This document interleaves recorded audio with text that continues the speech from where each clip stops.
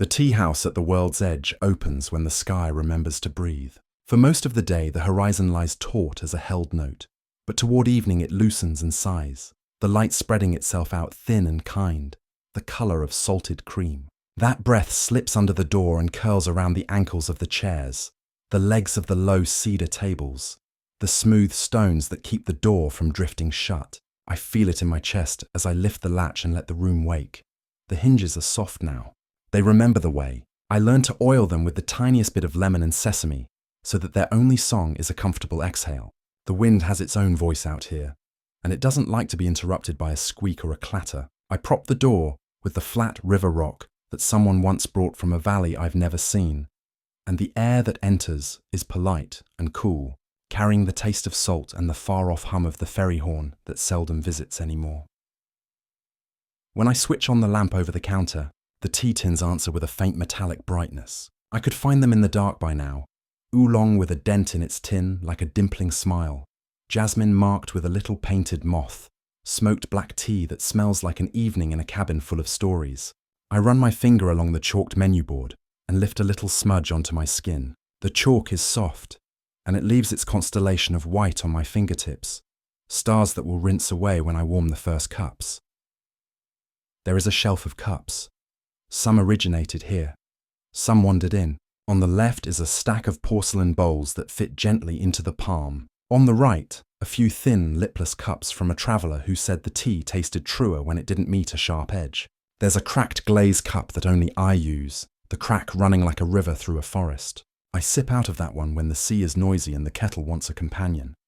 Opening is just as much listening as it is doing. I sweep the floor not because it needs sweeping, but because the broom likes to be reminded it belongs. It makes a soft sound like low rain on paper, a hush that the afternoon sun drops into, light settling across the tea house like a shawl. The chimes at the eaves tremble once and then decide to wait. I fill the kettle with water that tastes faintly of stone and mountain shade, and the kettle sits on the little stove like a patient moon. The first flame is never dramatic. I light it with a match struck against the pebble-worn matchbox, and the flame takes its place quietly under the belly of the kettle. If you were here, I would show you the view from the eastern window, where the glass has been etched by salt and time into an underwater dream. The edge of the world is not a cliff so much as a fold, a place where the ocean forgets to be a surface and begins to learn how to be sky. It's a long unraveling. Waves approach and they rise, and somewhere in their rising they thin to light and lift like breath, becoming something close to cloud and then, if you're patient, becoming something close to stars. People come to watch it and say it looks like snow or ash or the dust that dances in a sunbeam when you are very small and lying on your back in a cool room. I think of it as the long exhale of the world.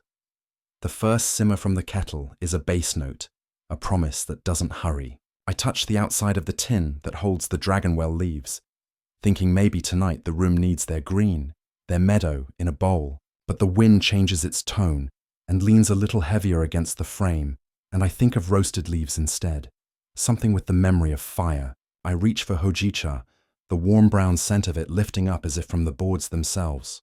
I set a clay pot in the tray, warm it with a swirl of hot water, pour that warming water over the little cups to wake them, and watch steam climb into the air like a hand reaching for a friend's hand. Everything is a ceremony here, but nothing is rigid, nothing is brittle. The ceremony is just attention.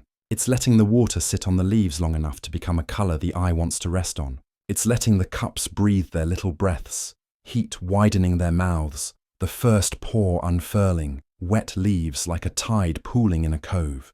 I lift the pot. It's not heavy. The stream eases out like a line of silk. I pour a little more, listening for the small conversation between the stream and the cup, the high glass note where they greet each other. Hojicha smells like night markets and charcoal and quiet alleys where someone has just now baked a simple bread. The room takes it in and relaxes around it. Outside, the path to the tea house tilts to meet the hillside, round stones set into it by someone long gone whose patterns I still feel underfoot. There is a sign carved from driftwood, letters soft from years of weather. Tea at the edge. The path doesn't hurry anyone. If you approach, the pine will whisper suggestions about good seats that have been waiting. The rails at the plateau are smooth and worn to the shape of leaning elbows and thinking hands. Even the cats that come to visit slip into the pauses between the waves with a kind of respect.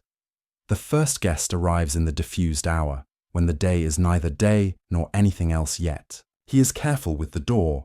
As if it were a book, he is only allowed to open to a certain page. A canvas tube slung across his back holds rolled maps, one peeking out with red twine like the tongue of a sleepy dog. He smells of dust and ink, and that particular courage of people who mark things down and know they'll never possess them. His coat is the green of old hills on a rainy postcard. His eyes find the window first, and I watch from behind the counter as he tries to place it. Outsiders always try to find the right word for what the window shows, as if they've stumbled into a verb. He set his tube against a chair with the gentle thunk of a long burden resting, and when he sits, the chair takes him as if it has been practicing. Tea, I ask, the word wide and quiet, the way you would hold wrists to a cold river in summer. He smiles without showing his teeth, a tired kindness. Something that remembers smoke, he says, but also a path in rain. His voice is lint-free, already smoothed by the room.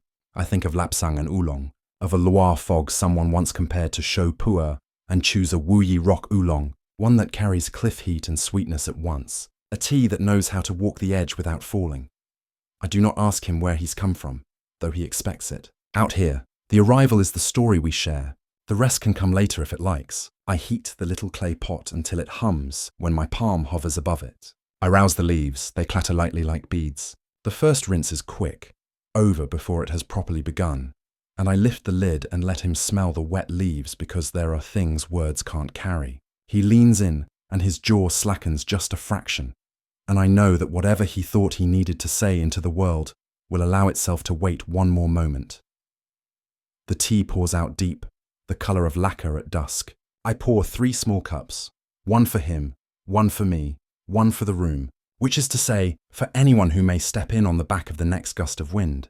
And if no one comes, we will drink it each again, and thus the room is fed twice. He cradles the cup as if fear might try to steal its warmth, and he must not permit that. The first sip is a truth told to no one. His shoulders fall by 1 finger width. He lets the tension go that has been rehearsing itself between his shoulder blades for months. I traced a river, he says after the second cup, eyes on the steam. It didn't want to be traced. It told me that over and over. I followed anyway, all the way to where it disappears in a little underground grin and heaves itself out again somewhere else, pretending nothing happened. Rivers can be shy, I say, and my voice surprises me with its gentleness. They always think disappearing is impolite, but it's just another way to arrive. The third pour is brighter, mineral notes speaking up, like old stones with good advice. He nods, as if we are cataloguing a plant together. On my map, it's a dashed line. The dashed line bothers me as if I've failed it, but leaving it whole would be a lie. He produces a tiny stub of a pencil from his pocket and lays it on the table like a sleeping mouse. I was told to fill the last blank. That's why I came to the edge. The word blank sits between us. Not a hole, not an empty, just the space where something could be and isn't yet. Some blanks are generous, I say. They make room for the breathing. I set a small dish of salted plums near his hand, their wrinkled skins like old fingertips. Some people come to map the edge, I add, but sometimes the edge prefers to map them. He smiles again, and it lands more easily this time, the kind of smile that has weight and rest. The kettle murmurs its contentment, and I refill. We drink in tiny succession. The waves outside are busy with a rhythm I could never teach, rolling their quiet syllables across the stones. A moth finds the lamp but decides against it, drifting away as if it has remembered an appointment with a dark corner. The cartographer sets his cup down and looks at his hands as though they are unfamiliar spies. May I leave something? He asks, voice softer than the chimes. Always, I say. The tea house collects what people cannot carry past the edge. Not trash, not even memories, but those slivers of sentences that lost their end. The last button from a coat that survived a whole winter. A question that softened instead of hardening. There is a small drawer under the counter for notes that cannot find their sender or receiver. There is a hook by the door for the scarf that forgot whose shoulders it meant to warm. He unties the tube and unfurls a narrow strip of paper, not upon the table but upon his lap, as if he is still a boy with homework that might embarrass him. On it is a careful drawing. A blank white that occupies more than half of the page, bordered by meticulous strokes that identify the river the hills, the road like a word trying to remember itself. In the blank he has written nothing. That is the bravery. Then, in the corner, a single line. The river grows quiet here, so as not to disturb those almost arriving. I don't read it aloud. I am careful with silent things. He folds it, and with 2 fingers he slides it across the table. I take it as if it is warm. If you have a drawer for this, he says, or a lamplight that needs another shade. We have both, I tell him, and also a place under the worker bee tiles, where the quiet maps wait for travelling.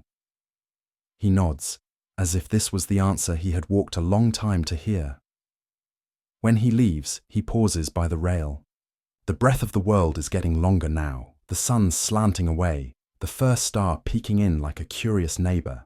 The cartographer leans out and closes his eyes, and I want to tell him that if he listens, he will hear the sound of paper relaxing, the reluctant hush of ink. But I say nothing. Some errands each guest must run alone. His steps down the path are the sound of soft decisions. With the next silence, I think of Jasmine. The day asks for it sometimes, a note lifted like clean linen, a scent weighed with the hands of night. The kettle offers itself. I measure the slender green threads, the buds wrapped over flowers that bloomed months ago when the air was heavy with moonlight. The first steep is whisper light, the second holds a story. When I pour, I am careful not to scald the petals that are no longer there. My cup receives it like a letter slipped under a door. The tea house isn't empty. When humans leave, the room still listens. The grain of the counter has a memory of 1,000 palms. The floorboards keep accounts of footsteps and their moods. And the windows record sunsets by smudges you can only see when the sun is directly in front of them. A kind of blessing written in salt. The broom leaning in the corner dozes. The bell above the door hums once in its own sleep, like a child dreaming of running. A soft brush of rain begins, the kind that doesn't feel like weather so much as a slightly more attentive version of air. It finds the roof and the path, the leaves of the pine, the shoulders of the rail, and sits there in beadlets thinking. The smell is immediate, petrichor unfolding like a handkerchief. I open the window the width of 2 knuckles and let the rain's breath in. Somewhere in the cliff face, a gull tucks its head under its wing. The chimes release a single patient note.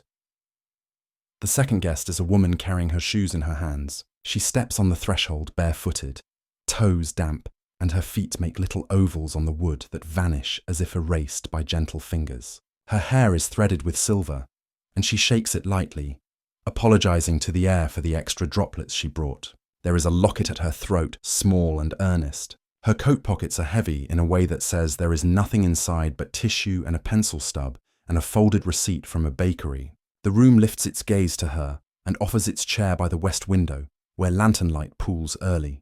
Evening, I say, and the word seems too large. It knocks softly against the furniture and then lies down.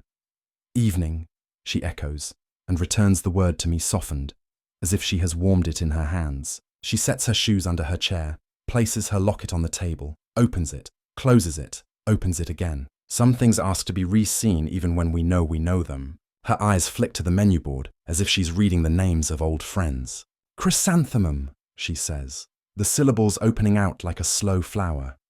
Chrysanthemum asks very little of a person and gives them almost everything. I spoon the bright dried blossoms into glass, watch their pale ghosts begin to reach for each other in the hot water until they are once more themselves, small suns under a slow sky. A chip of rock sugar dissolves with hardly a thought of effort. I do not set a teapot. This tea is patience. We drink it as it becomes itself and then changes. The colour a clear honey that light can wander through like a curious cat. Once, she says, after her first sip, has made a path through her, and you can see her follow it. I counted light beams for a living. The rain taps the eaves, approving this confession. In the lighthouse, my husband kept the lamp. He wrote to me from the middle of the night about the way fog could lean. When it was my turn to visit, I would sit and count. 1, 2, 3 when the beam swung past and then begin again. My only job was to be sure the swing did not fall asleep. The locket, open now, holds a faded photograph. 2 figures on a dock, not looking at the camera, looking at their future, just a frame. Sometimes I think the beam counted me, she says. And when it did, I remembered myself. I am only learning now how to be counted without it. The second cup finds her hands. Her knuckles are the stories of doors and baskets and the tops of bread loaves. I don't ask about the lighthouse. I don't ask if the sea took it, or if time did, or if they did it themselves. People tell what is ready to be told. Behind her, the world's edge is practicing its trick, the line between water and sky loosening, a thread pulled, and the whole garment shifting. She takes out a small, square notebook, the kind that fits the palm like a communion, and the pencil stub comes from the pocket with the same small sigh every pencil makes when leaving a pocket. She does not draw. She makes lists in careful handwriting, names of birds seen this week, that one day in autumn, when the leaves made a tiny soft sound like whispering, spices that smell like the nephew she took to the fair, words for light she loves. Gleam, glimmer, glow, glisten, glare, crossed out. Gentle. Do you think the edge is an end? She asks, eyes on her list as if the answer might be hiding where she's written lamb's wool and then underlined it twice. I think the edge is a fold, I say, and the statement doesn't need a period. If you flatten it, you lose the shape of the world. If you fold it, you can bring one part near to another. She nods, the movement tiny enough to be mistaken for wind. She tells me about the little boy who appeared at the lighthouse one winter and brought a jar of fireflies in a season that had no business with fireflies. How he uncapped the jar, and the light flew out and stayed as a ribbon for one full turn of the beam. How that ribbon curled to look like the loop of a vowel. How afterwards, the boy kissed the jar lid and said, "I promised them I would let them out." Sometimes stories bring their own tea. I pour. The second steep is gentler, almost shy, and she drinks it as if speaking to it softly. While she writes her fifth list, other names for fog, the door opens for a draft only. It comes in with the clean mischief of a child and flutters at the dried citrus slices that hang above the counter. The slices spin like slow planets, caramelized suns. The rain turns its face toward drizzle and then toward not quite rain. A curl of steam leaves the kettle and goes looking for a shoulder and finds the corner where the cat sometimes sleeps. The cat is not here tonight. She is probably in the pine tree, trying to negotiate a truce with the small birds she will never harm but always hopes to startle. The chrysanthemums, drunk, bend back into themselves. The woman's pencil stops. She presses the locket closed, and the faint click is the sound of a day deciding to be done. "Thank you," she says, the way a person thanks the sky after a long nap. We both look out to where the sea lifts into its second self. "I'll come again," she adds. And she's telling me, but also the room, because she understands that rooms, like people, are comforted by promises. When she is gone, she leaves the slippers of her footsteps under the table, soft felt prints that the floor will keep for an hour. I carry her cup and mine in the same hand, not hurried, bodies of vessels touching. I've learned the simple magic of moving slowly, of setting things down without apology. The tea house teaches such skills in the way a creek teaches balance to a child who doesn't know she is learning, just knows her ankles are suddenly witty. Night begins like a gentle sentence and goes on without a hurry for the period. I trim the wicks of the lanterns and light them, and for a minute or two the flame wants to be a small pearl and not a parent. I let it fuss, and then it becomes itself, and the room is a cave carved from soft light. I push back the screen door to the deck. The air outside is cool enough to make the bridge between the lungs and the world an audible pleasure. The world's edge does its work, lifting and lifting, giving up edges and taking on new ones. The sea uninterested in finality. A man with a hat that has seen better hats comes up the path singing under his breath. His voice is a net with large holes. He pats the rail as a horseman would pat a horse. He looks into the room when the chime gives him permission, and nods, as if the tea house were an old friend who had cut his hair. He does not take off his hat. Hats like that have earned their place. He sits. He doesn't read the menu. He looks at me, and his eyes are the blue of cloth faded by sun and laundry stones. "Mint," he says. "And if you have it, honey, but only the kind made near brine. Mint is for clarity and softness at once. It is a brisk blanket. I pluck fresh mint from the jar in the window and bruise the leaves lightly between fingers that know how to release and not tear. The smell is clean. It lifts me up like someone who has scratched my back without needing to ask where. I think we will not use a pot. Tonight the old green glass takes the water and the mint and invites them to learn each other right there in the open. "I used to ferry people," he says to his hat, "before the ferry was a horn on the horizon, when it was a plank and a rope and my shoulders. I carried them for the weight of their stories."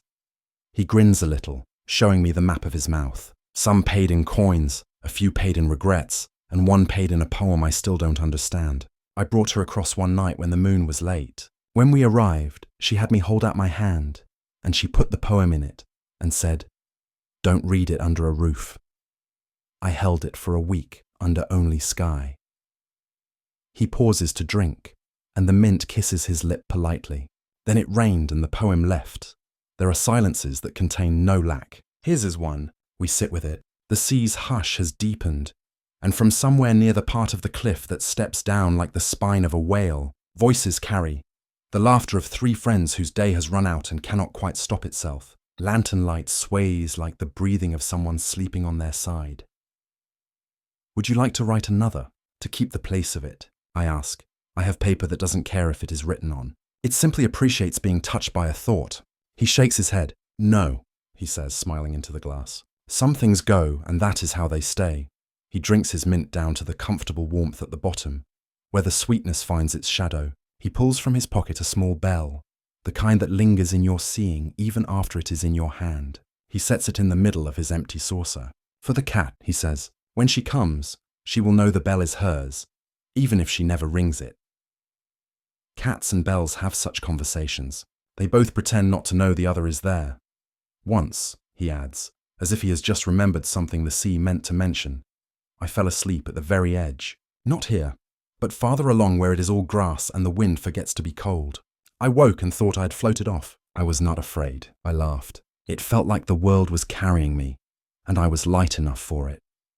He stands with the careful grace of someone who has carried heavy things and taught his body to move around them. He touches the brim of his hat to the room in farewell. I think of the poem that rained away. Sometimes the sky is the best reader. The kettle empties and I refill. The night is older now. Moths are knocking their little fists on the glass. The chimes hop once. I take the broom and sweep again, because the floor likes to be noticed. I think of the first time I came here. A pocket full of other people's words. A heart that had worn itself down on too many doorways. And a sense of timing that had nothing to do with clocks. The tea house found me as much as I found it. It asked nothing. It showed me the chair by the east window, the one with a thread of lacquer missing, and the view of my own breath making patterns on the glass. You would think that at the edge, life might choose quiet for all its gestures, that the drama would have exhausted itself before it arrived. But sometimes, in the frame of the door, a shape appears with rain for hair, and a bundle of papers hugged to their chest. They stand, and we both know that we are meant to say nothing until the kettle speaks again, and sometimes after we continue not speaking. There is a language of hands that pour and hands that accept. A teapot makes all the introductions necessary.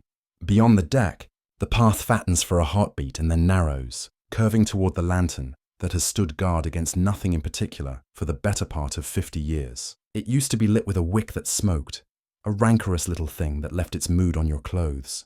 Now the lantern is patient and glassy and educates the moths without harming them. There is a bench under that lantern where people cry without making any sound. The bench is good at this work. It does not splinter. It does not creak. It offers a lap, and the sea does the rest. A traveller arrives with the sort of silence that isn't absence, but a careful presence. She opens the door with 2 fingers and slips inside as if not to disturb a sleeping thought. She is very young in the way a wave is young. She has been rehearsing her arrival for eons. Her hair is the dark of wet basalt, her coat the colour of rye at midday, and her eyes are full of stars, as if she had come a long way through night, and the night had kindly lent her some. Lavender, she says, her voice almost constant with her breath, as if she is reading from the inside of her lungs. If you have it, I do. I also have lemon verbena, a friend to lavender, and I ask if it might join the cup. She nods, and there is a tremor like a bird choosing a branch. I steep the lavender gently. It can be stern if you scald it. The scent walks around the room like someone who has been here before and is checking to see if everything is where it should be. Lemon flickers at the back, a shy candle. She presses her palms flat to the table, and for a moment we both watch the way the wood and the skin exchange temperatures. I thought of walking beyond, she says, chin angled toward the edge, just to see how it would be. There is no fear in her voice, only curiosity, like someone who wants to touch a painting not to possess it, but because they wish to confirm that it is real paint, with brush strokes and sweat and mistakes. The beyond doesn't mind, I say. It's full of space for questions. I place the cup between her hands, and something in the room leans closer, a listening that has nothing to do with ears. Sometimes when you go, the path is a rope. Sometimes it's a staircase made of birds. Sometimes you sit very still and do not move at all. And it comes to you and puts its cheek against your cheek and says, "Here." She smiles, and it changes her face from thought to promise. She takes a notebook from her bag, the edges of it furred from love. On the first page, there is only a dot. On the second page, a circle. On the third, a larger circle. If she opens any further, I suspect we will find a moon of charts. Or perhaps only that, a chart of the moon. She drinks and draws a line, not straight, not even deciding if it is a horizon or a river. "I will go tomorrow," she says, and it sounds like telling someone the market opens at dawn, or that the tide will go out at 4. "Leave your shoes by the door," I suggest, without meaning to. The edge likes to talk to skin. She nods, a gravity in the gesture, as if I have suggested a sacred act, which perhaps I have. When she stands to go, she leaves a small stone on the table. It is nothing special to look at, a round bit of river matter. But when I pick it up, it is warm. And because of that, it is everything. Stones keep the day inside them. They remember the hands that held them. They too know the weight of leaving something without a label. The kettle hums a bit like a sleeping animal. Night has settled in full now. The sort of night that is more velvet than shadow. The sort that mends. Someone will come who has walked a long time with their breath held, and the night will loosen their hands with its simple, merciful darkness. Outside, the world's edge is in its shiver-bright self. The stars that have downward business begin their descent, and the waves that have upward ambition begin their climb. Sometimes I think I hear whales there, but not in the water. In the sky, the way a low bell might travel through fog, the sound widening and softening until it is simply a feeling under the sternum. I make myself a bowl of genmaicha, and the smell of toasted rice is a choir in a small church. It is such a human smell, humble and kind. It makes me think of kitchens that feed not hunger, but loneliness. The first sip is always unexpected, a smile I didn't know I was wearing. I lean my elbows on the counter and let the warmth climb into my bones. The tea house does a small inventory of happiness. The sound of a spoon set down gently, the whisper of a page turning somewhere in the room, a droplet of condensation falling from the eave and landing in a puddle that receives it without complaint. The night post arrives as a roomer first. Letters do not hurry. He comes cut from the cloth of long roads, with a satchel that has carried the weight of many whispers. He places letters on the tables with the sort of care that implies the words inside have weight and delicacy at once. He never knocks. He never announces. He simply appears where he is needed and leaves where he is not. His face is not a face one could describe easily. It is more like a map of the last place you meant to go and didn't. He removes his hat in here. The tea house likes him for that. He sits at the counter on the stool that has one leg shorter than the others, but makes up for it by being loyal. He rests his satchel by his boots, and the satchel sighs, grateful to have been included in this quiet. "What will it be?" I ask, for his thirst is a different thirst than those of others in the room. He touches a finger to the menu without looking. "Purr," he says, "the kind that tastes of ground just after rain."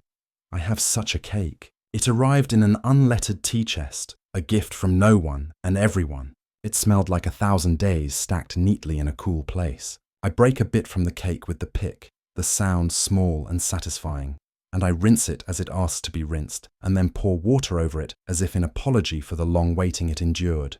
The liquor that pours is deep and humble, a brown that is not proud.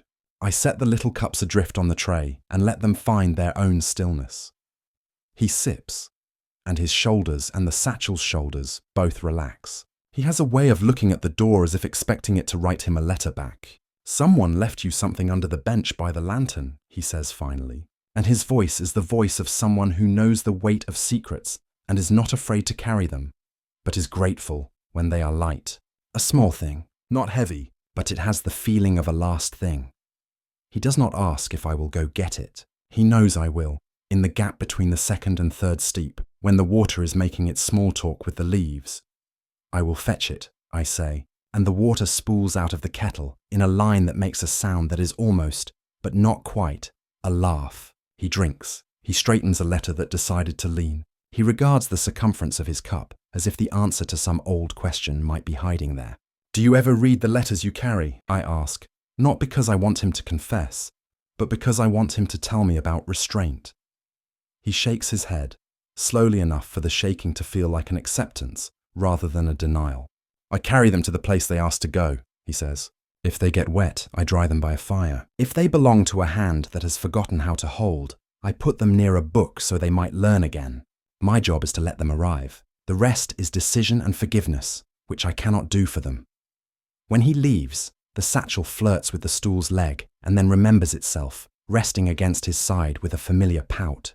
He nods to the room, a blessing I accept on its behalf, and the chime answers him with one strand of sound, a thread of note that ties his step to the night. I wait for the tea to finish its current story, then take my shawl from the peg near the door, wrap it around my shoulders with the practice of someone who has wrapped it 1,000 times, and step out toward the lantern bench. The bench is as it has always been. Brave, understated, an oak with a history of generous backs. Underneath, in the polite place where a letter might go if it were hiding, is a small tin. No label. The sort of tin in which a family might keep a button that has no matching hole, or a pair of coins from a country nobody can quite recall. It fits my palm so truly that I have to stop and thank it for that. The night air is the kind that does not bother your bones with its opinions.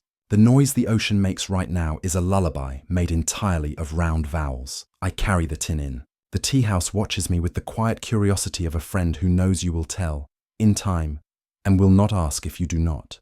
I set it on the counter and open it with the care one would give to waking a sleeping animal. Inside is a lock of hair tied with blue thread and a folded slip of paper that says, in a stiff and careful hand, "He cut it to remember the summer. Please keep it near tea so it always knows warmth. There is no name. There is a small ring of oil where fingers handled it with love." I put the tin on the shelf above the stove, where the warmth will visit and never pry. The tea tins are quiet around it, as if they have welcomed a cousin. I close the door of the tin with a soft click, the kind that reassures more than it shuts. If I had to say to whom the hair belonged, I could not, except to say that it belongs to summer, and to a person who wrote carefully so as not to disturb the paper. The night takes its breath out. The world's edge shivers like someone about to be kissed by dawn, though dawn is far yet. This is the time of night when stories that don't know they are stories come to sit on the sill. A spider begins her neat arithmetic in the corner by the window. She counts without counting. She measures without measuring. My gen mature is a memory in the bowl now, a sweet ghost. I rinse the cup and hold it upside down on the tray, where it glows like something that has earned its rest. For a while there is no one and nothing but the song of the kettle's slow heartbeat and the occasional suggestion of a cloud whale letting itself be tethered to a hook of wind up, beyond the edge. At some uncertain hour when all time is uncertain, the door lifts and a figure I know by the tilt of her hat steps in backward. "Forgot this," she says without looking at me, and puts on the counter a knitted glove that does not match its mate. She turns around and, finch-like, cocks her head at me and then at the glove, as if to see who will claim whom. "It belongs to the one I used to be," she says, and her smile is a quilt, patches of all her winters stitched and warmed.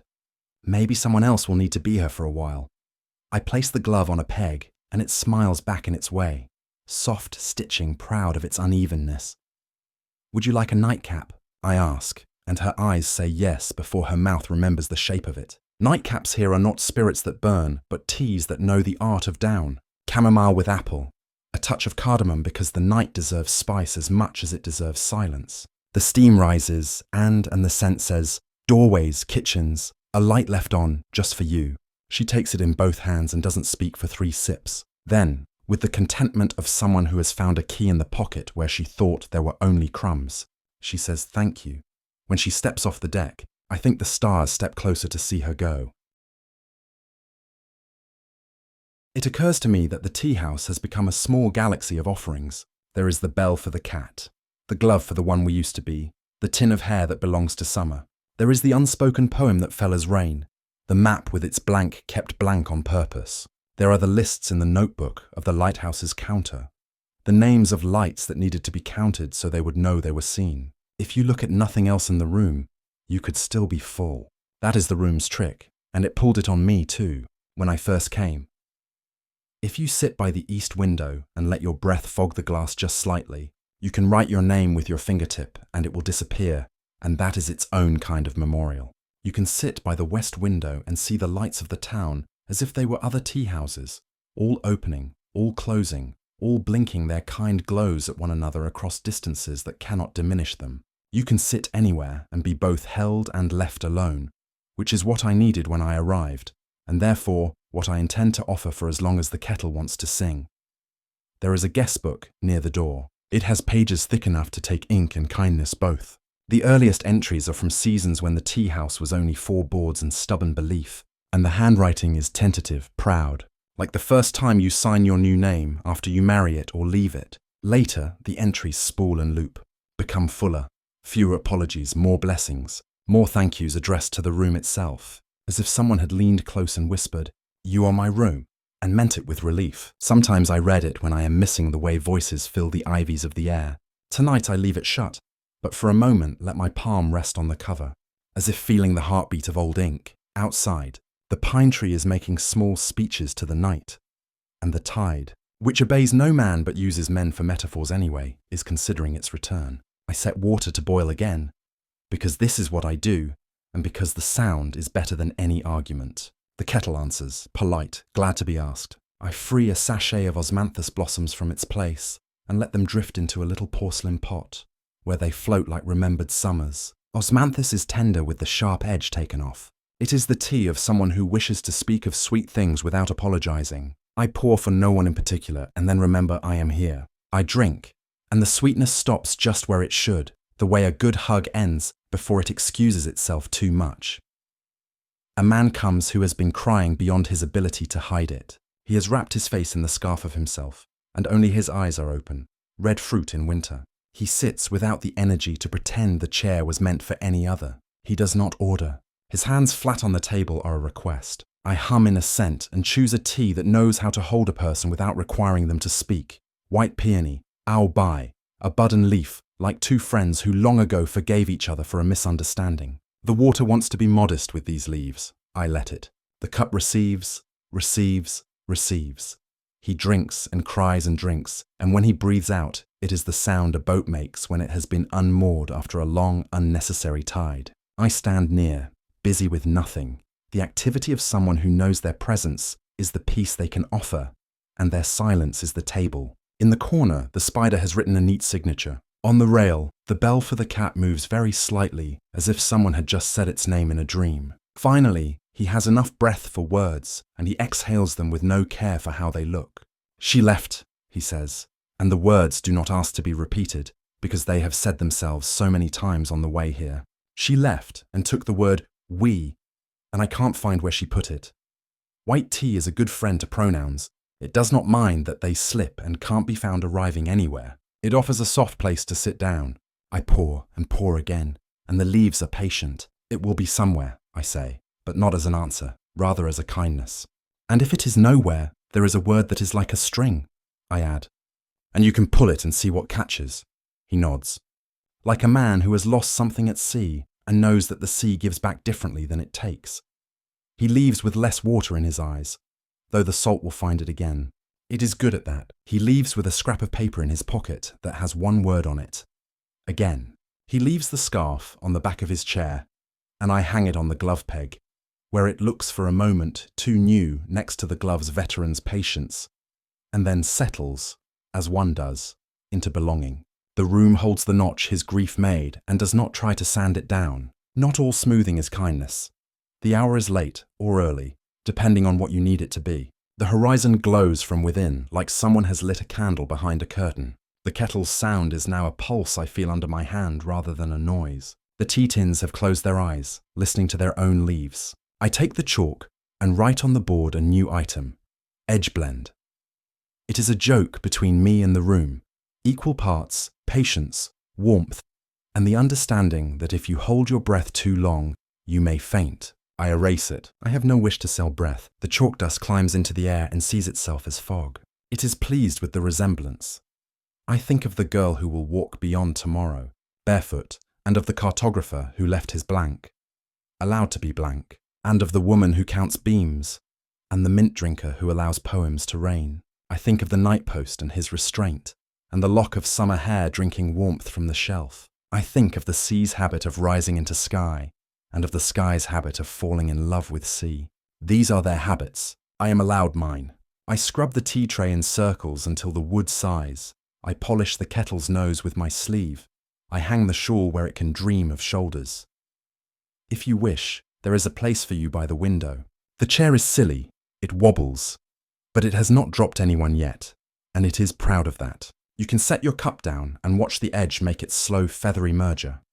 And if you get drowsy, you can hold the cup with both hands for the heat, as proof that you are here and not elsewhere. If your eyes want to close, let them. The room keeps watch with the patience of bread rising, not measuring by minute but by feeling in the air.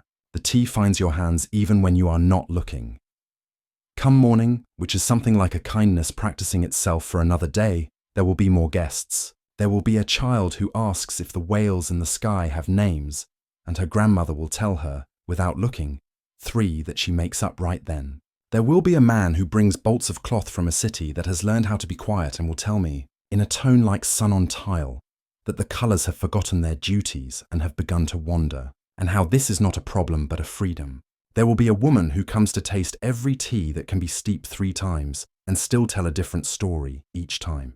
There will be someone who sits by the bench and doesn't cry, and then later does, and the bench will be patient both times. Toward the deepest fold of the night, the room learns to breathe around your sleeping shape. The kettle glows like a low moon on the counter, warm still, but no longer intent on boiling. The cat has turned herself into a neat comma at your feet, spelling a pause beside your dream. Outside, the sea knits and unknits its quiet. When the wind crosses the mouth of the chimney just so, it hums a note that the bell above the door recognizes and agrees with in a whisper. I stay where I am, with a cup between my palms and the patience that belongs to people who keep watch. The corner clock counts in the language of drowsy bees. When it reaches the number that is not a number so much as a feeling, the midmost pearl on the string of night, the tide shifts its shoulder, and all the stones along the shoreline answer with their secret syllables. A small draft moves the paper boat on the sill 1 millimeter to the left, acknowledges work well done, and then forgets itself again. Your breath drops into the slow gear that means your thoughts have found their harbour. This is the hour when particular visitors find their way to the door. The first is announced by a scent that has no exact word, salt and wood, and the warm iron of a winch whose handle has been held by many hands. He fills the doorway, like a question that doesn't need an answer right away. A fisherman of nights, his sleeves rolled, the ghost of nets across his wrists, where the rope has written its brief, honest history. He closes the door gently, the bell obliging him with a low, round tone, and nods toward the back table as if greeting an old tide. He doesn't need a menu. He needs anchor green with a sprig of thyme from the pot on the windowsill, and a slice of lemon for good measure. I set the kettle back on the low flame and let it wake to a soft murmur. He chooses the chair that faces the door but also the sea, a feat only this room can accomplish. He tells me, the way the sea tells the shore, that tonight the school swam deeper, the moon bluer, that there was a moment when the lantern found 1,000 silver bodies turning as one, and he felt, for a breath, like a star with a boat attached. I bring his cup and he warms his hands around it. Not drinking yet, a person re-entering. He asks about the fox, and I tell him it made its rounds and was satisfied. He asks after the old mender of nets, and I tell him there will be tea waiting on his stoop if he has not fallen asleep mending. He nods as if that is the tide doing what it always does. He sips, his shoulders loosen. He leaves a small treasure, a knotted length of green cord, sea-smooth and strong, on the table, the kind of knot that remembers the shape of holding and lets go when asked. For you, he says, though you drift and do not hear, and I lay it beside the map, a blessing against any tangles you might meet when you wake. The door opens not long after and lets in the gentle fog that walks like an old friend, arm in arm with a woman carrying 2 empty cups. The lighthouse keeper returns to return what was never hers to keep. The bell tastes her name and rings it softly. Her cheeks are pinked by wind, her hair a little damp, her sweater cuffs loose thread caught on nothing. She sets the cups upside down on the counter to dry. As is the custom here, cups returning begin inverted, as if they must shake off the last of their journeys before they can be filled again. He was snoring in his chair, she says, and I left the tea by his hand. The nets looked like lace in the lamp. The world is generous tonight. She glances at you. She glances at the map. I nod. We talk about the way the beam walked the water and did not put a foot wrong. There is relief in her posture that belongs to those who have kept their promise for another night. Before she leaves, she taps the brass bell with the tip of one finger, and the note hangs in the air, saintly and patient, like a lingering ray from her lamp. She steps back into the blue and disappears the way a good story ends, firmly and with the suggestion of another chapter. Between their visits, the house tells me a memory. It does this sometimes at this hour, unasked, as if in a dream. It shows me the day the first stone was set into the cliff to make a foundation, the way gulls argued and then blessed it, the way the woman who built this place arrived with a handcart full of timber and a pocket full of recipes for tea that were given to her by a grandmother who had, in turn, collected them from rooms like this she had known at other edges. It shows me the bell fresh polished, hung on 2 black chains by a person who sang to it to discover its truest note. It shows me a kitten sleeping in a mixing bowl in a pool of sunlight, and a promise written on the first page of the ledger in tidy script. No one who comes here shall leave without being warmed. So it is with the next visitor, who doesn't so much arrive as wander through the last fog of a dream. The door eases open, and a person steps in with their eyes half closed, a sleepwalker gently guided by the night itself. Their hands are empty, one hand raised slightly as if to remember a banister that is not here. I stand, but I do not call out. The bell, sensing the delicacy of the moment, says nothing. The cat lifts her head and blinks, then makes a small circle at their feet like a soft wind. We have a tea for this, Cloud Milk's quiet cousin, hushed silk, barely a whisper of chamomile, and vanilla, and the tender green of linden. I pour it in the little cup with a lip that curves like a moon and set it where their hands will find it when they arrive at the table. They do, as if drawn by a faithful line in a map. They sit, they breathe, they tilt the cup, and the steam meets their face, and their brow smooths by a measure. They do not drink so much as inhale a few times, and then set the cup down. The room holds a breath with them. The sea shifts its weight in time with their chest. When they stand, they know the door and the path and the bed waiting at the end of it. I open the door, and the bell keeps its counsel. They pass with a face like a smooth page, and the fog takes them by the elbow and returns them the way a well-bound book returns to its shelf. I write in the ledger. One traveller returned to bed, escorted by steam. The ink pools like a small lake at the tail of the D, then dries. Paperboat Sencher's jar winks at me in approval. The patch of cloth left by the mender catches a stray glint of starlight and looks, for a breath, like a small flag someone might wave to welcome a ship home. It is the hour when dough must be set to rise if you want bread to be kind by morning. I go to the back and bring forward the big bowl, the one the first cat once napped in, now dedicated to flour. The scoop goes in soft, a drift of pale mountain. Water warms, yeast wakes like a person being told a sweet, familiar story. A pinch of salt, a thread of honey, the need that turns disparate parts into one breathing thing. My hands find the old rhythm. The dough resists and then agrees. The counter dusts itself onto my forearms, and the cat, deciding I need supervision, leaps up to the chair nearest the flour and becomes an inspector of great seriousness, nose twitching, eyes slitted. The bowl is covered with a clean cloth, and I tuck it in the warm corner near the stove, a small moon rising beside the small blue flame. You shift in your sleep and then settle again, deeper. Perhaps the scent of yeast threads your dream and turns a cold room in your mind into one with an oven and a long table and a row of cups waiting. And the hands at the table are yours and also not yours, and the conversation has no edge. Perhaps your hands in the dream knead cloud into bread, and the cloud becomes a good pillow, and the pillow becomes a shore. Even without this, your breath goes on, the cup near it emptying of its last heat. A soft rap at the door like a shy knuckle making weather. The bell wakes, but lightly, and lets a small note step down to the floor. 2 people enter together, the kind who share a silence like a blanket. They move to a corner, the corner by the little shelf where the jars of sugar glisten like captured mornings. And they sit, leaning so that their shoulders learn again what the other feels like. They are not newly in love and they are not worn down. They are, which is the finest thing, companions in the exact measure. I pour saffron dawn for them, though the dawn is not here yet. There is a thread of saffron in it and a whisper of cardamom, and it sits in the pot like a sun in rehearsal. They do not tell me a story with words. They tell it with glances and the way fingers find the table and then find each other. There is a sprig of rosemary on the table when they leave, laid there as if one of them has been carrying it all evening and cannot remember why. And yes, It is to be planted in the pot by the window where time already overflows. I press it into soil, and the scent rises like a clean memory. The sprig does not mind the hour. Plants are good at all hours if the room is kind. The sky does something, then it only does in the small stretch between one day and the next. It loosens. It is still very much night, and yet some hinge you cannot see has been oiled and is ready to swing. The stars hesitate in their work. The big lonely star over the far rocks shakes the dew from its shoulders and considers practice for the morning.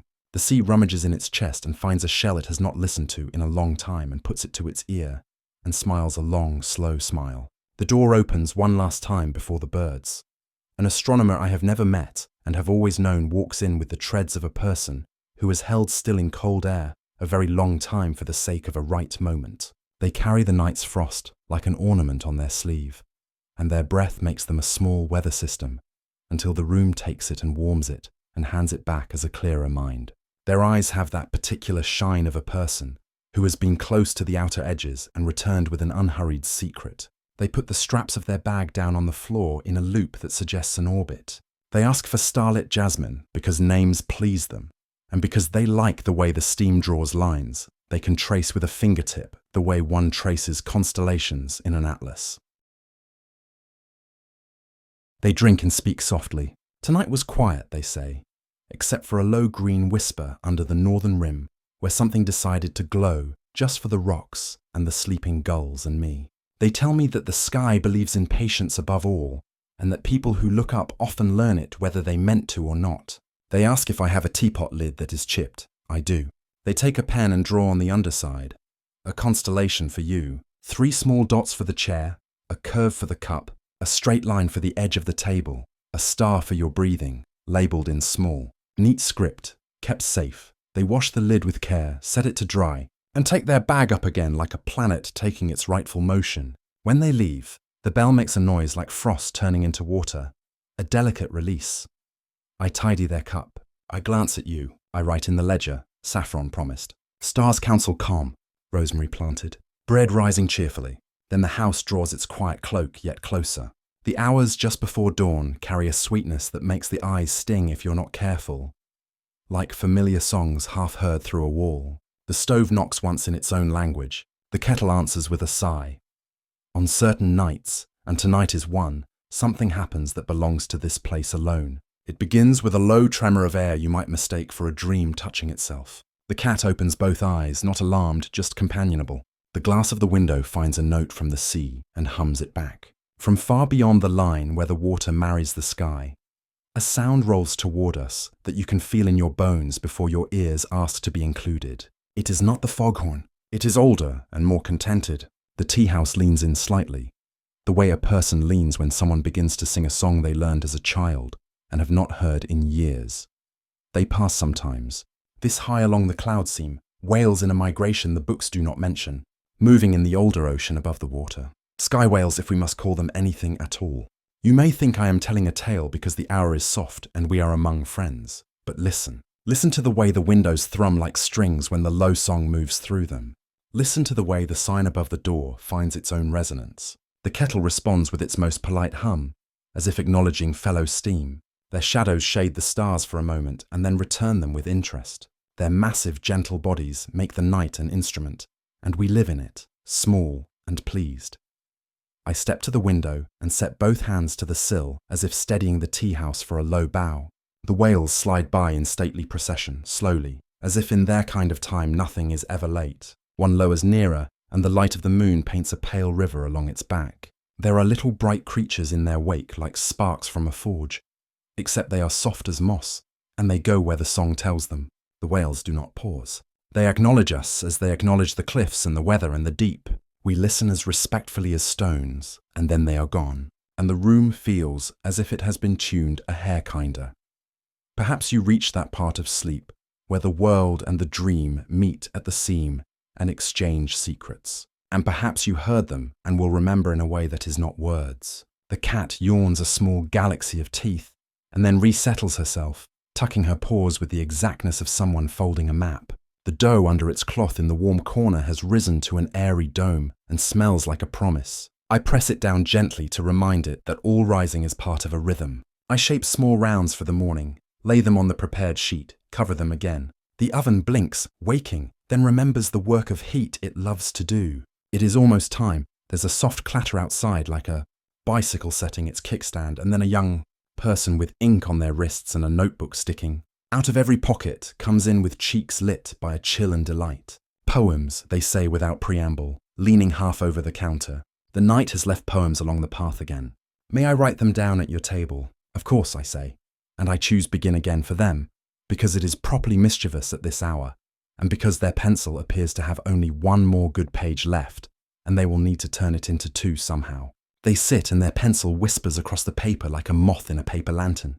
They drink absent-mindedly, and each sip makes the lines on their page grow steadier and less pleased with themselves, and more true. When they leave, they fold a page and place it face down on your map so as not to wake you, and go out into the last blue without looking back.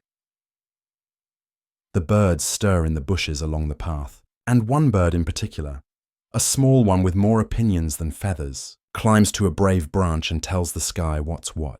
The sky listens and then agrees, and a very thin sliver of light slips under the dark, like a bookmark being drawn just slightly from a well-loved volume. It is that seam again, this time running pale along the horizon. The house breathes it in. The bell gives a little shiver, as if remembering its childhood. The cat climbs onto the sill to greet it by scent, whiskers forward, tail in a question mark. I slide the trays of morning rolls into the oven. The smell that rises from heat and yeast and a gracious measure of butter is the kind that makes people consider all their past mornings at once and find that, on balance, they have been blessed. The kettle clears its throat and goes right to work again, happy to have a direction. The jars on the shelf catch the barest beginning of day, and each label's ink becomes just a degree more certain. There is a quiet joy in the way things take their stations. Cups in ranks on the counter, sugar in its jar, the spoon in the porcelain rest, the knife for butter laid down like a slim promise. You shift, waking the way shorebirds wake, quick and then still. A small startle followed by recognition. The room presents itself to your eyes as if it has been practicing while you slept, which it has. This angle for the chair, this slant for the light, this quiet for the ears. The cat steps lightly across your knees and then off again, as if to certify you are indeed here. I am already pouring a cup, the one we keep for first mornings, even if it is not your first morning. It is called Porchlight Grey, a gentle cousin of storms, brightened with orange peel. I set it by your hand, and the steam rises like a fine idea remembered. Good morning, though I do not say it aloud. Here, the kettle says it with more authority, and the cup agrees. If you are startled at having slept, let the room reassure you. It is not a failing to rest. It is a kind of skill. The bread says the same thing as it crackles a little in the oven, pleased with itself. I place on the table by you a small dish with honey, and another with a curl of butter and a whisper of jam, all in their morning bowls. The map beside your cup is exactly as you left it, except that the pencil has added one without your noticing. A dot by the chair, named in delicate script, slept well. You will perhaps stretch and feel the chair accommodate your bones like a considerate friend.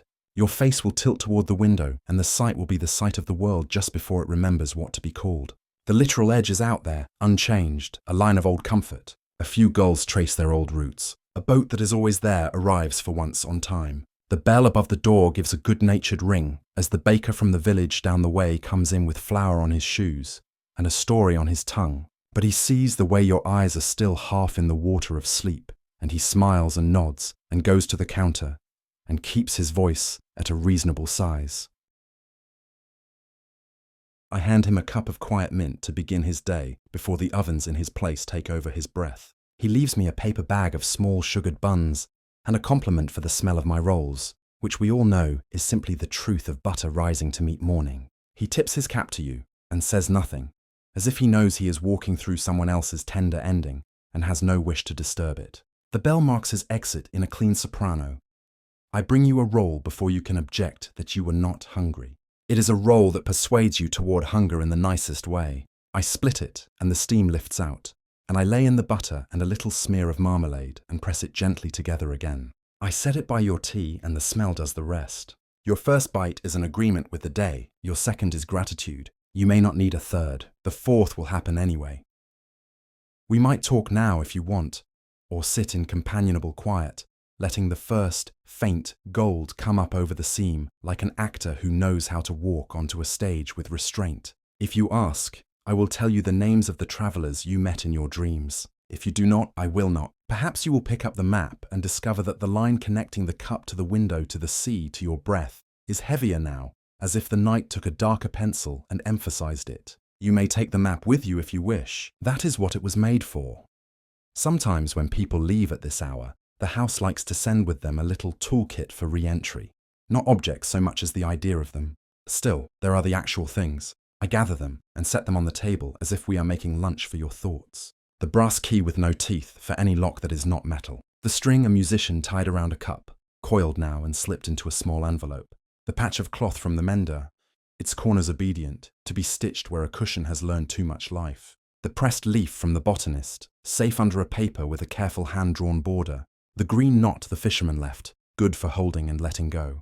The sprig of rosemary has already begun to consider the window its home, but insists on sending you off with scent. I pour a little packet of lamplight oolong into waxed paper and fold it like an old-fashioned letter, because there will be another evening and it will want a cup. We do a small ritual in the morning that is not really a ritual, being so simple. If you like, you can open the register to the last line and add something in your hand. Not words if words aren't ready. Maybe a little drawing, a chair with a star, a wave that looks like a cat's tail, a small map of a room you would like to carry with you. The book does not mind shakiness. It likes being touched by many kinds of hands. It has room for everyone. If you do, I will blot it with a sheet that is thin and quick, and then close the book with the whisper of a page that has found its neighbor. Visitors begin to take the path with the day. Boots with real purpose. Sandals with leisurely argument. The bell finds its daytime voice again, just a tick livelier. The jars lean forward a fraction to catch the new angle of light. The sign swings and reads its name to the brightening shore. I set out another row of cups and draw fresh water and ask the kettle to sing in a slightly brighter key. The cat relocates to the corner of the long table that gets the biggest rectangle of sun and turns herself inside it, letting the light pour over her like tea into a good cup. She watches you with the approving air of a person who has, early, made all the right choices. Before you go, if you want, we can take a step outside together. The air is cool and full of what will be warmth. The cliff holds us as gently as a palm. The edge is as it has always been, firm and sure, a limit that is really a beginning. The sign creaks. The time brushes our ankles. The world with its many voices is tuning itself. Perhaps far down the path someone you will meet today is already choosing their words. Perhaps someone will try to hand you their bag and you will remember to weigh it before taking it. And you will find the knot in your pocket and see if it can be tied to a kinder hold. Perhaps the letter you read to the sea has already reached the person who needed it, and they woke without knowing why they felt lighter. And that is good and enough. I will hand you your map, rolled loosely and tied with the string, a small, careful bow. I will tuck the key in your breast pocket where your heart can keep an eye on it. The leaf will be in a page of the little book you carry because leaves like to travel in books. The patch will ride in your bag, and when it shifts, remind you that all mending is visible in the right light and is no shame. The tea in its packet will scent your fingers when you reach for a pen later and bring the sea into that room for a moment. The rosemary will stay as it must, here in its soil, promising you that there will be this smell again. The bell will bless your steps without overdoing it. The fox, if we are lucky, will flash at the edge of the path, a punctuation mark in tawny fur, and disappear, leaving only the certainty that it has considered and approved. You might look back from the bend and see me in the doorway, a hand up but not waving, exactly. More like shading my eyes so I can better memorize the way you carry the morning away with you. The sign will swing a little in the breeze you make. The cup you used will be on the drying shelf upside down, drying in small rings of light. The chair will remember your shape. The window will remember what you looked at and offer it to the next person who needs it. The room will be itself slightly more because of your breathing having visited it. This is not drama. It is how rooms survive. Much later, when the day has had enough of itself and begins, with good grace, to consider being evening again, someone will come in who has never heard of you and sit where you sat. They will not know why that chair feels like an answer. They will put their hand down and feel under it the imprinted fiction of a map and think for a moment of going somewhere. They will not. They will stay. The kettle will sing. The cat will approve. The ledger will wait with room for them, as it waited with room for you. The sea will still be here, busy and eternal and available. The bell will remain in its chains, the sound of arriving always ready. You are welcome to return whenever the path appears under your feet out of nowhere, and the time brushes you and the horizon invents itself again. It will, of course. These paths know their people. If you cannot come, that is also all right. Houses travel in the bodies of those who leave them. There will be a moment on a stair or in a doorway or on a city corner where the air will smell faintly of citrus and cedar and something like smoke, and you will find your jaw unhinge from its habit. And you will know you have done the thing this house asked you to do, which was to be a little easier with yourself. That will do. The tea house at the world's edge will keep on, doing the obvious things: warming water, rinsing cups, watering rosemary, oiling the latch, sweeping a leaf into a neat pile at the foot of the table to be admired and ignored. It will do the less obvious ones: listening at the windows, saving the view, keeping watch with a cat. It will remember the sound of the whales when the whales are somewhere else. It will hold a map of your breath pressed between pages like a fern, a record not of the places you will go, but of the place where you rested. The day will pass in the honest way. Days pass. Clear cups, full cups, the flurry of a few busy hours when the village empties and fills again. The sunlight turning the jar of sugar into a small galaxy, the slow dew of condensation on a cold glass, the laughter of a postman in mid-sentence that slips into a cough he apologizes for and then forgets to finish the story because a child points at the cat and decides there are more important things in the world than endings. Someone will come asking for evening bridge at noon and find it perfect anyway. Someone will come with a grief that eddies around the table and then settles and finds itself full of crumbs and better for it. Someone will come to write a letter to someone who is gone and discover they are writing to themselves and that this is not sad. And then, as it must, the afternoon will lean toward the hour when the sun walks down the longer stairs to the water, and the world will, once more, roll its shoulders and prepare for its gentler colours. The bell will begin to think in its evening voice. The kettle will not change its mind. It always believes in steam, but it will lower its tone. The cat will yawn, as if she is opening the door for the dusk herself. I will perhaps slice the last lemon, fold the last napkin, tip the last of a jar's leaves into a pot, and shake out the memory flavours. And I will be ready to do again what we did together. Make a place where a cup means a pause, means a breath, means a life that remembers how to be held. Wherever you are then, on a bus that moves like a slow river through streets that smell of rain, in a room that has too much to look at, on a bench under a tree that doesn't know your name and loves you anyway, you will carry this edge with you. It is not sharp.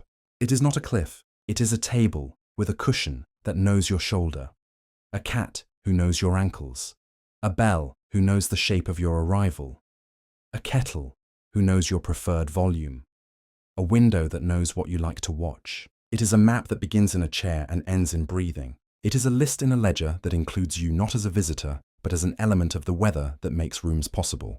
And if, as you fall asleep in your own bed tonight, far from this door, you find that you are back here for just a breath, if you hear the bell give a note you have learned by heart, if you feel the grain of the table under your fingertips, if you smell thyme and salt and a braid of steam that carries jasmine on its arm, trust it. The day will set itself down while you aren't looking. The world will lean again into evening. Somewhere not on any map, a sign will creak and a room will put the kettle on.